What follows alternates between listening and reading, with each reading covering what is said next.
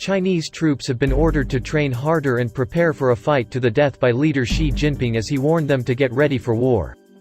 President Xi told the People's Liberation Army (PLA) generals that 2 million forces personnel under their command should be training under real combat conditions. He told them to not fear hardship and not fear death when he addressed China's Central Military Commission in Beijing. And he called on the PLA to enhance the sense of hardship, strengthen the mission responsibility, and accelerate the transformation and upgrading of military training.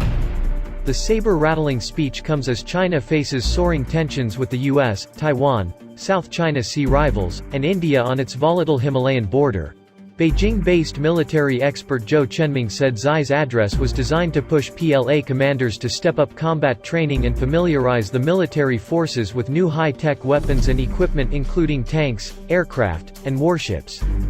Mr. Zhou told the South China Morning Post, China is facing a number of challenges both at home and overseas, for example, the situation in the Taiwan Strait, the South China Sea, the border with India. These situations have been changing in recent years, and China's top commanders need to come up with forward-looking, strategic training plans so the troops are combat-ready. Xi has overseen the multi-billion-pound upgrade of China's weaponry as he aims to stay one step ahead of his superpower rivals Russia and the US. He has also sanctioned the militarization of the South China Sea as Beijing tries to assert its power and influence over neighboring countries such as Malaysia, Vietnam, Indonesia, the Philippines, Taiwan, and Brunei. This has brought China into direct conflict with the US, which bitterly opposes Beijing's maritime ambitions and has vowed to defend Taiwan and other Indo-Pacific allies should they ever be attacked. Earlier this week, Philippines Defense Secretary Delfin Lorenzana warned soaring tensions between China and the US could easily spark an escalation in hostilities. Mr. Lorenzana said the intense rivalry between Beijing and Washington was the major security concern in the volatile region, warned his country would bear the brunt of any armed conflict. He told a Manila Defense Forum, if ever a shooting war happens, the Philippines, which is right smack in the middle of the conflict, will be involved whether she likes it or not. This is the crux of the security challenge in the Indo-Pacific region, the looming confrontation of the US and its allies and China for the South China Sea. Both sides have recently stepped up military activities in the strategic waterway.